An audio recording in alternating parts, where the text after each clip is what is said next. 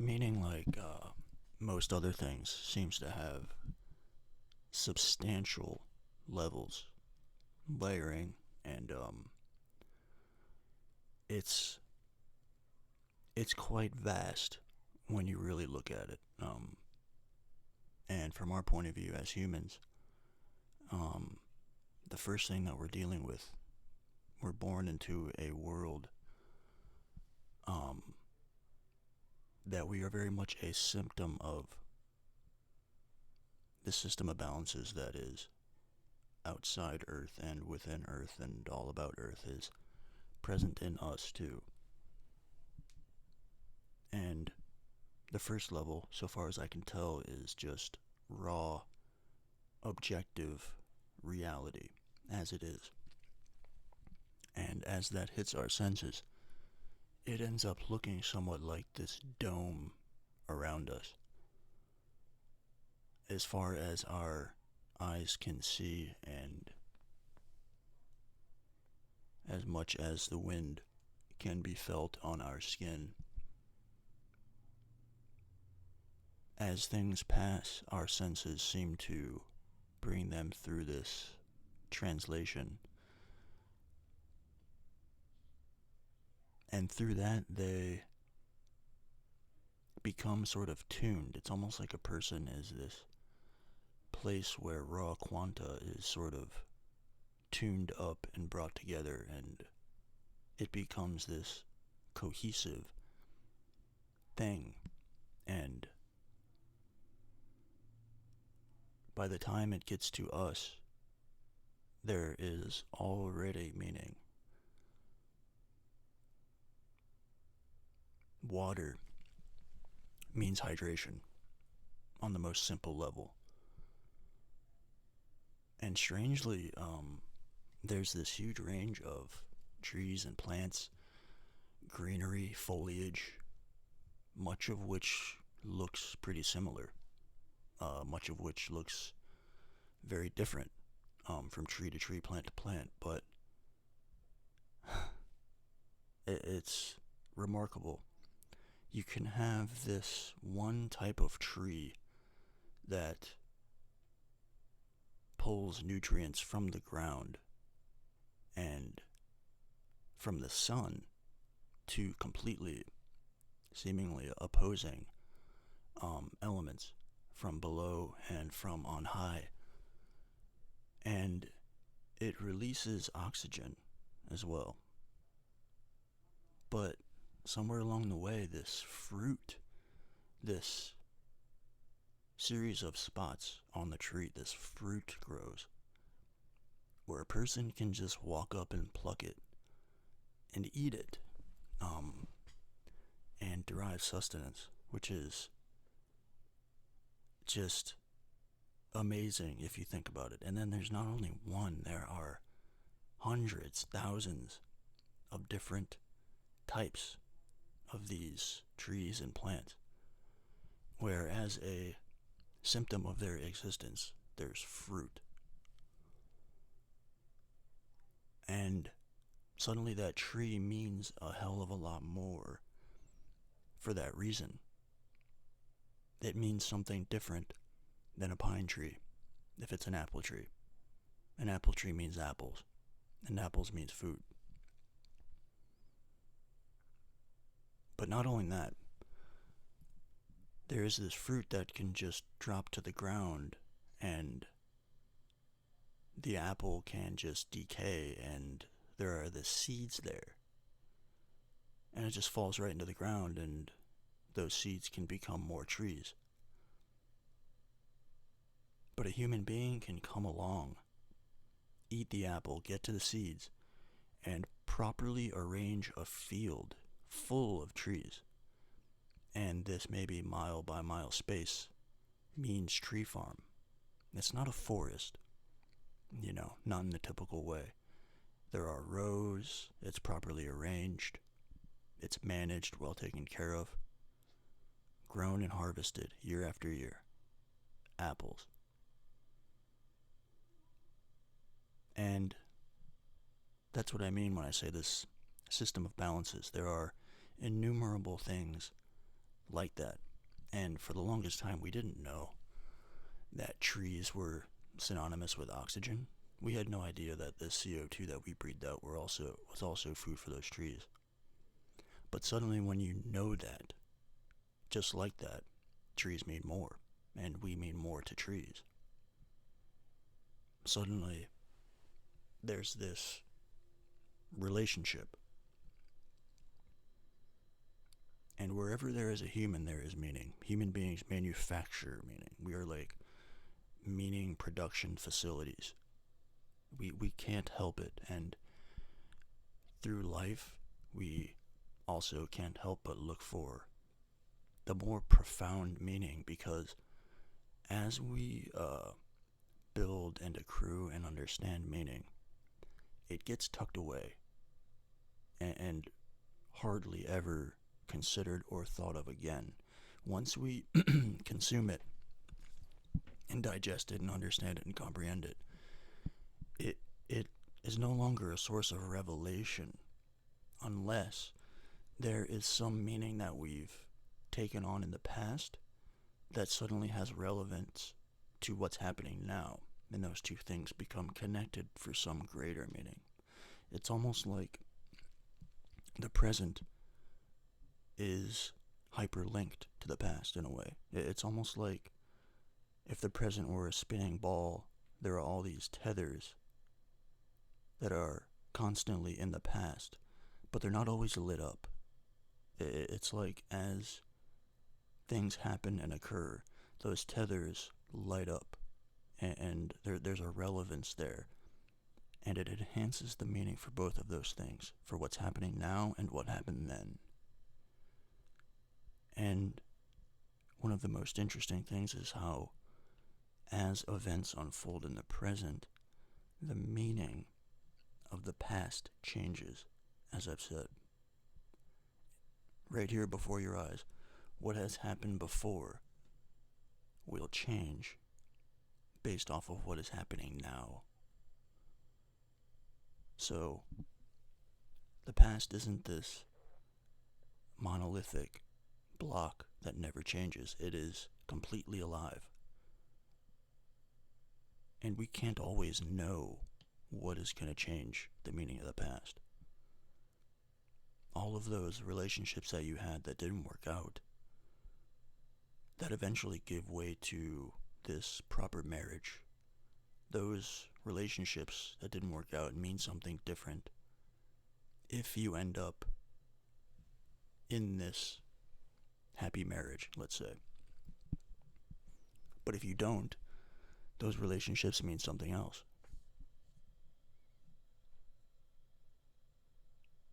And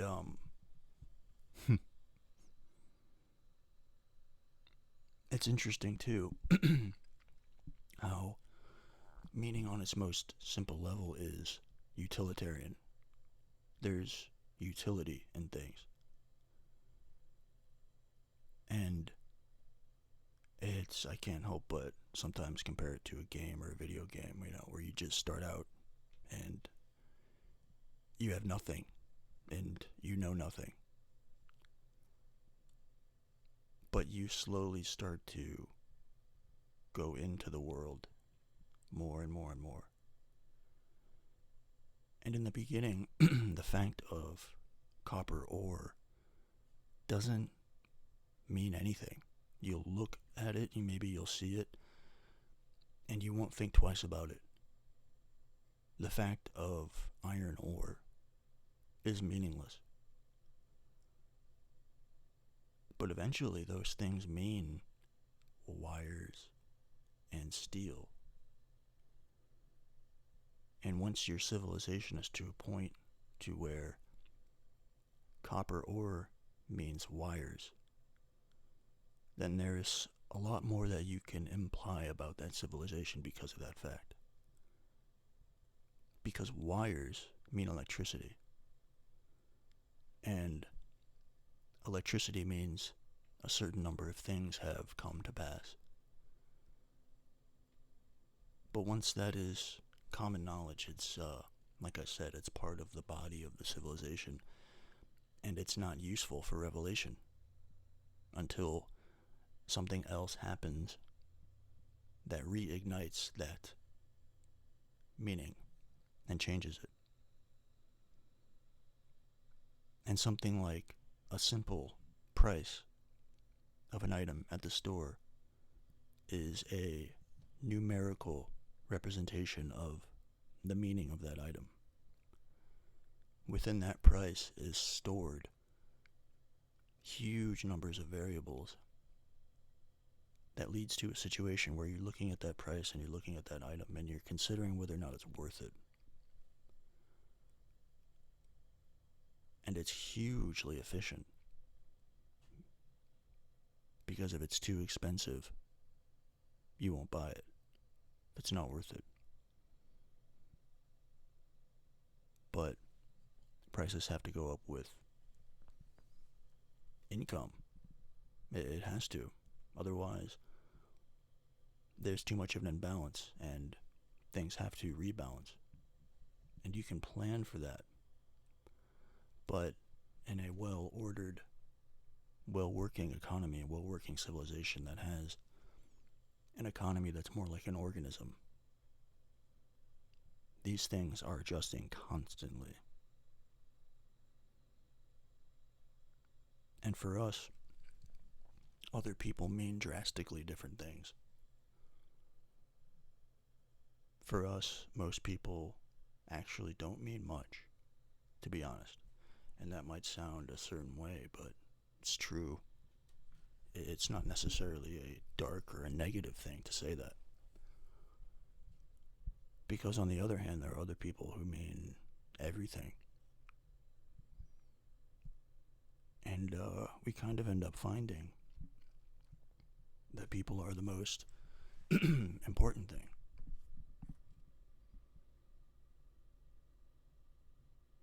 Because it's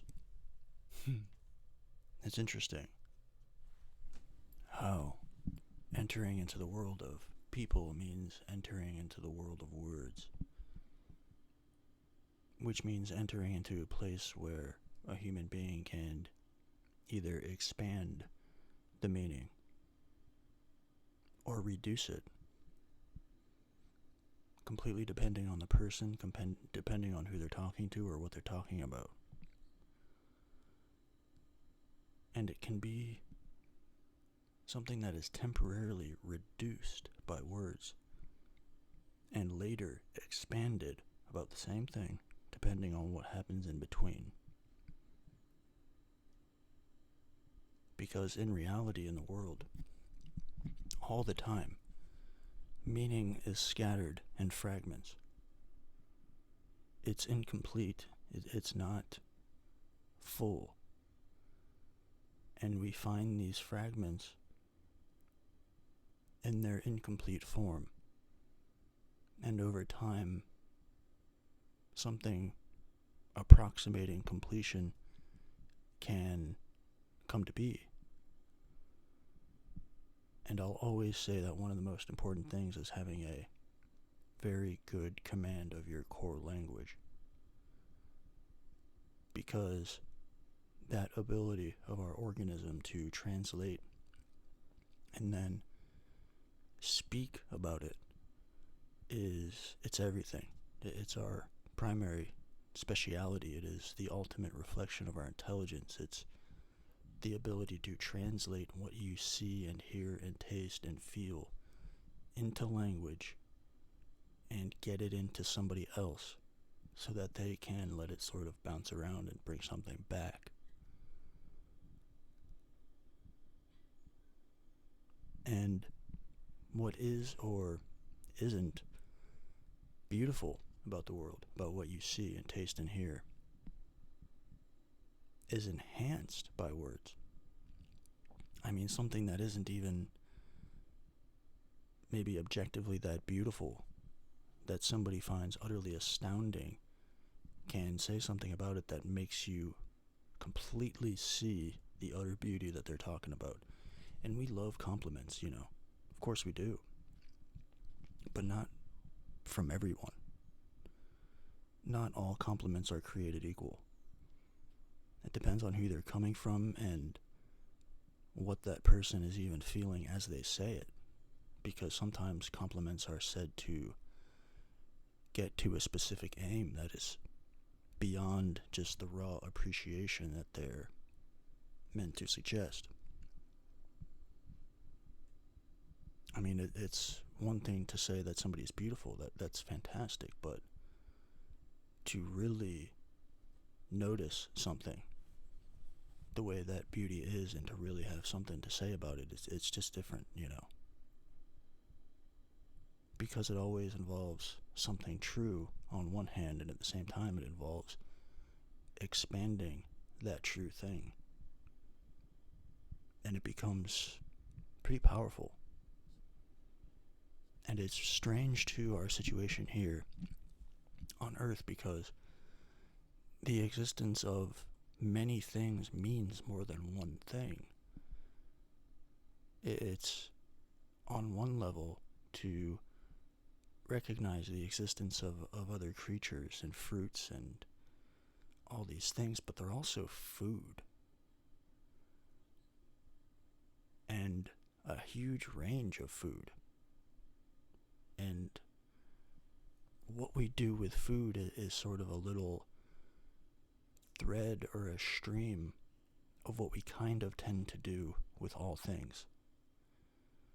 And you can follow these things kind of upward in a kind of linear way that corresponds with civilizational expansion.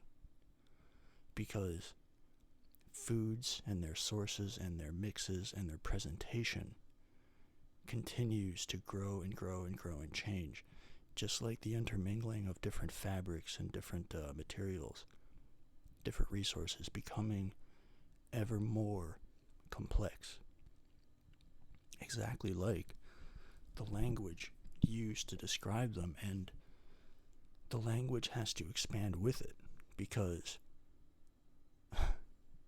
the word carburetor comes to pass as that particular sort of complication or complicated thing comes to pass within its context. And that's why language is always expanding. It's a strange thing too. As human beings, like something I've noticed before and said before is how we have our particular organisms, and it's almost like the point at which reality mixes or hits or becomes noticed by our senses is this kind of 0 point. It's almost like that point in the hourglass where it sort of chokes. It's like a choke point, and then it expands in both directions, because the human being has the internal and the external that synergize as one process that we just call life. But there's a constant internal and external synergy that meet directly on the senses. And it's almost like this kind of dome shape around us. And because of our senses and the way that they are, it allows us to kind of occupy more space than our physical body. It's like, as far as our eyes can see, as long as our senses enable the ability to interpret what's happening, it's technically a part of us, because it instantly goes through the eyes or the ears and becomes a translation, becomes part of the translation, and part of the hyperlinking to what has already happened. And if you've never had a football thrown at you before, and you've never seen that happen, you might not put your hands up and try to catch it. You don't know what's going on. You think somebody's trying to just hit you with this thing. But the second time after it hits you, falls to the ground, and somebody maybe chuckles and says, "Catch it," the second time you might put your hands up. And everything is kind of like that. We don't know for sure exactly what's going on as it unfolds, there is this slight lag, this slight delay of this interpreting. You squint your eyes when you see things happening around you, and it takes a second. And it takes a second, and all around us, at all times, everything is just utterly saturated with meaning. And it's kind of an ironic situation where a person can feel a very strong spike of meaning if you can manage to see the world around you devoid of language and devoid of interpretation. If you can flip that little switch there, and a lot of people have, and a lot of people will. Sometimes it happens to people on accident. Sometimes people's attention is so focused on what's happening, there's no additional bandwidth for any other interpreting outside of what's happening. Like this usually happens in war, when you're really there, or while you're playing a sport or during sex. But we have access to that all the time. It's this full connection, let's say, to the senses, where interpreting is kind of put in the background. You're just doing. And maybe you can talk about it later and try to describe it, but raw experience is one of the most difficult things to describe.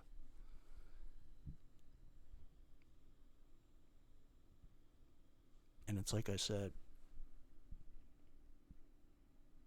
it's part of what we do. It's part of what the entire human enterprise is naming, labeling, so that we can talk about, reassemble, rearrange, put together, and build. And the way that we do it is in such a way that makes it to where we can talk about it. Like, we all have a name, and we call each other by our names because it is the most efficient way to speak. It's a single sound or word to describe somebody that describes everything about them, yet nothing at all at the same time. It says nothing of their hair color, or it makes no notation of any position of any cell in their body. It says nothing of their health. And it just completely depends on the context in which we name somebody, whether it's somebody else who's known them for years or somebody who's never met them. That brief little description, that word that comes next, changes what you mean when you say that name. And as the sentence goes and goes and goes, it is growing this person in somebody else. And maybe later on, those two people meet or something, or they've known them forever. But either way, they are carrying around that interpretation that you gave. And depending on who you are, the sort of person you are, it will change the way they carry that version of that person, because your testimony exists. You're saying what you're saying for some purpose, and it's just this constant flow. And then you have to go back and maybe reinterpret the meaning of why the person described this person in this way. Unless it's things that are so concrete there isn't any other interpretation. But this is where we get to our primary speciality, which is that point where our vocal cords are humming and our tongue is chopping up those words and talking about reality. And I always am the sort of person who thinks it's one thing to talk about it, and it's another thing to know how to talk about it beautifully. There's something persuasive about it, because it's almost like somebody who has exceeded regular mastery. If somebody can talk about something beautifully, it's like they know it so well that it's an art now, and it's reached this higher level of meaning. Like, some people can talk about things that are highly dry and highly scientific in a beautiful way, and those are always the best teachers, because it does something else when you hear that person speaking. It's one thing to talk figures and talk about every which classification, but it's another to add this level of illustration and beauty through the way one talks about it. There's more connective tissue there. It seems to transmit more. And it's almost like a spark for the subject. It's almost like it ignites something else. And I think that is the absolute highest level. And that's where the magic is. And I would say, if you're bored, or if everybody around is boring, that's what's missing. And it doesn't have to be a person who's always waxing poetic or getting philosophical. There's a certain charge there. There's almost a connection to the material that is simply higher, and the way a person talks about it, and the way a person literally exists at the same time in the moment, carries that charge. And when we talk about people who kind of exist in this kind of, I guess, magical way, which sounds very corny, they will bring something to you that agitates, motivates, and moves parts of you that are more and beyond the subject at hand. They will light up parts of you that seem to be automatic and enjoyable. I mean, why do we like being around certain people, and why do we not like being around others? Others, certain people, tend to naturally minimize meaning on the whole. Some people tend to go on through subject, word after word, interpretation after interpretation, with minimal meaning. Almost as if there is none. Meaninglessness. Even if they're talking about something very meaningful, even if they're talking about their own parents. Whereas there are others who, it seems, no matter what they're talking about, it's very alive. And it's almost just interesting to listen to them speak. It's almost like the act of speaking itself becomes a bit of a musical process, where it awakens things that we didn't even know, perhaps, weren't awake.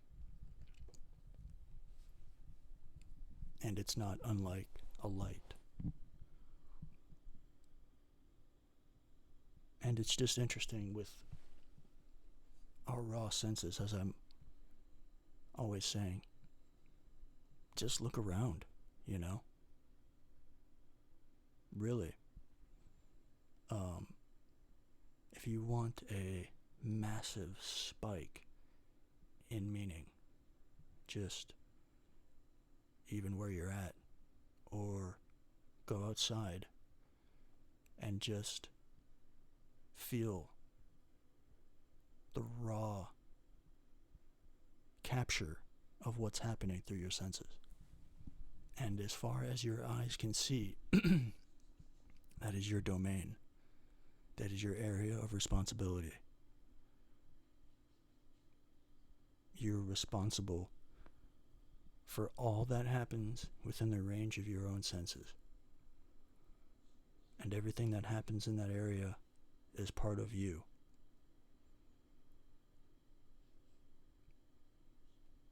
And that's always the case, especially when you're older and you have some ability to appreciate this. And meaning too is also found in things that have beginnings and ends, just like we do. We have beginnings and ends. We will live, we will be born, and we will die. And sometimes remembering that suddenly gives us this spike of meaning. We're going to die. Maybe not tomorrow or next week or next month or next year, but by that fact alone, we get so much more meaning out of this type of reality that we have here. And that's why I say mortality is a bit of a gift, because it has such a massive effect. And there's something in our brain, I forget what it's called, but it makes it to where we can completely forget about that. Because if we didn't forget about it and we harped on it, we thought about it too much, it would go beyond the threshold and to the other side, that is meaninglessness. That is when you know you're going to die, and perhaps nothing that you do matters for that fact, because the fact of your death is absolute. And you can see how there, like I said, is sort of like that hourglass shape with the two extremes. And then there's that spot in the middle, the choke point, where the actual sand flows down.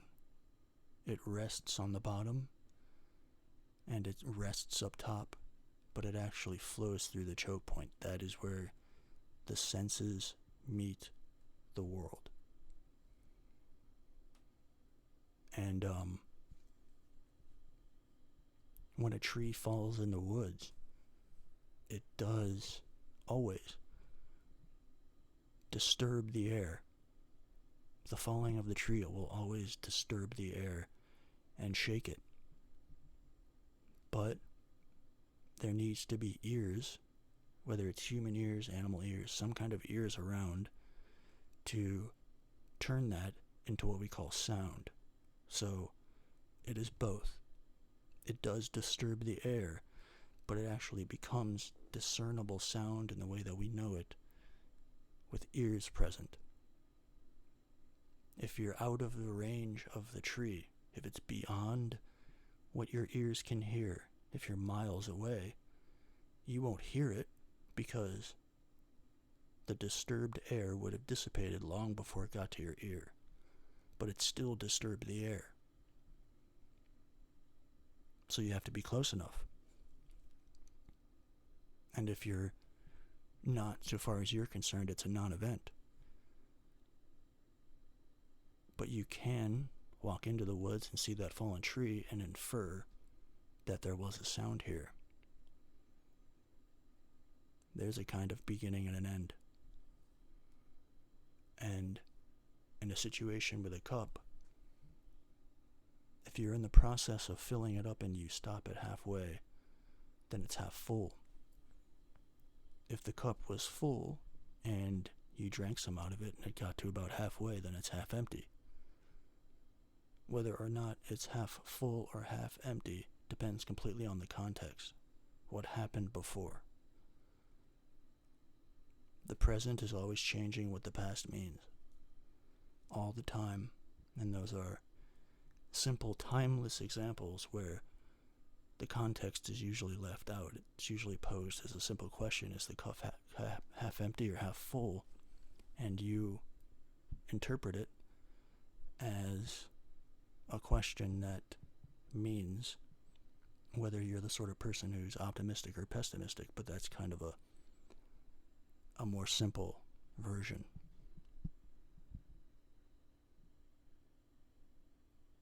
And you could say a tree means wood, and a wood means tables, and tables mean dinner. They mean placement. They mean plates and cups and knives and people sitting, and all things that happened around dinner tables. And there's this kind of line of continuing complexity. We truly do start out with nothing, with no knowledge. And in the Bible, that situation with Adam and Eve and the fruit of knowledge is such a good one, because in that situation they started out frolicking, amongst the beauty, completely at one with it, no different from a fox or a bear just living. And then a bite is taken, and suddenly she's aware that she's naked, and she feels self-consciousness, because it is the sudden collection and accrual of knowledge that brings along with it varying interpretations of what's happening. And that is a pretty clear dividing point, so far as we can tell, between other creatures of Earth and us. And we have been clothed, for the most part, ever since. And we look at ourselves, and we look in the mirror, and we listen to ourselves audibly speak. And there's a difference between thinking something and saying it. When you say it out loud, it gives your eardrums a chance to hear it in a different way. Not as if somebody else has said it, not quite. But when you're saying something, you're also learning about yourself at the same time. So sometimes when you say things, you might surprise yourself with what you say, because the way you say it might be different than the way you thought about it. It might come out different, and you might find out something about yourself. That's why it's just a completely different situation to say it out loud. That's why people who insult themselves out loud feel it. You can actually feel that, and it does something to you. And you have this entire relationship with yourself that involves saying things out loud, making yourself laugh, openly interpreting what's happening around you for the sake of your own entertainment,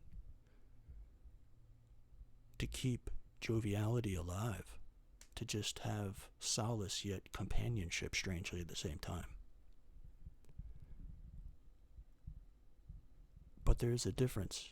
We know everything about ourselves. But even within that, there is a huge well of things that we simply have no idea about.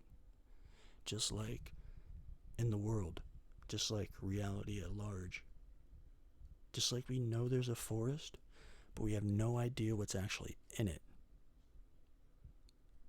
We are the same way. We know we have certain things. We have this massive unconscious, but we don't know the exact finer details until we start walking through a specific area of the forest, and we find various trees and, different little hills, different plants and different animals, and we find these little spots with beautiful waterfalls. But the rest of the forest is still completely unknown. And there's only one path we etch, and we hear these different sounds that take us in different directions. And it's exploratory like that. And our actual attention so far as we know, is the place where the meaning is synthesized and comes out and becomes conscious. That's apparently the most relevant location for what is happening and all of what has happened and what will be all at once. Where our attention goes and why, and the quality of it and how it feels and what it actually does, says, and brings about in the world. And all of these things kind of come together into a focal point, into a sharp point. And there is never a time at all where there is true meaninglessness. There is always something meaningful going on. And I'm always going to be the sort of person who says you have to have access to both worlds. For me, the most meaningful thing that could possibly happen, actually, in terms of life, would be, a wife that I love, children, beautiful home. For some reason, that seems to be basically universal. There's a feeling there. It's this sense of some of the most satisfying things that can actually happen in a human life. And that would be on the far end of true, actual, meaningful events and outcomes. And on the other end, there is the ability to allow one's ability to interpret and label to recede, to pull back and just look around. Let the senses do what they do, and just see it. And there is massive meaning there too. On one, it seems devoid of interpretation, and on the other, nothing but. And for my viewing, I think both of those are important to what you could call maybe overall health, psychic health, And anywhere you want to look when it comes to meaning or health, there's always going to be that element of two opposing things that seem opposites in conflict that are actually two parts of a whole. That sometimes need to be in conflict to be healthy. And that's always going on. And you could say, what do humans mean? Humans mean that there is a place exactly like Earth in every way, down to every detail. Where you find humans, so long as there are humans, you know that there is a place exactly like Earth in existence. Because clearly, human beings are symptomatic of such a place. And, like I said, we start with nothing, and it's our greatest honor and pleasure to continuously expand into this place, learn about it, label it, categorize it, find the words for it, and live with it, and extract this from here, plant this there, get this from that, reassemble, build, reincorporate, comprehend as much as we can, and not only talk about it, but write it down in as many forms as applicable and possible, including math and regular language. Because we have this massive drive to do that, whether this is said or not. We almost have this from the very start. From the very moment, hypothetically say you just popped into being and you were, in the Amazon. When your stomach was full and you were hydrated and there seemed to be no threats around, and maybe you were resting, it's always going to start to creep into you what's going on.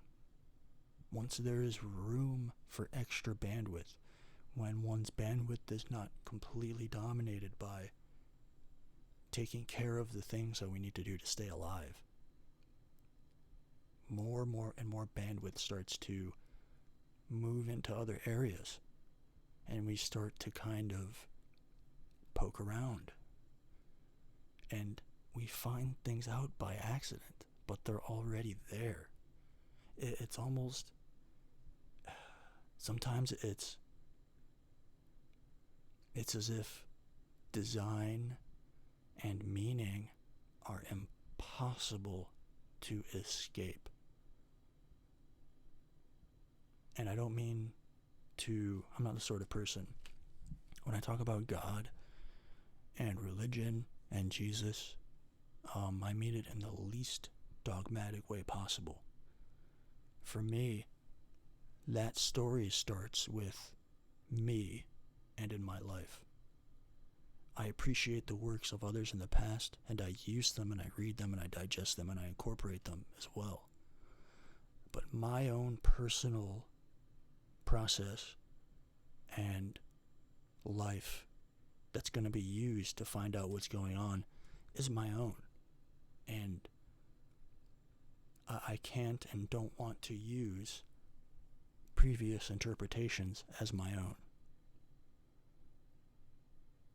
They will, like I said, move me in some way and assist me in some way, but they will not be my final conclusions. So when I talk about things like religion, from my point of view, it's the beginning of a new wave for my own self. And I talk about it beautifully because I keep coming to beautiful conclusions. And it's hard to say it in any other way. When the dust settles, when we start to get restless, we start to use our huge sense of curiosity to try to figure out what's going on, and that includes within us.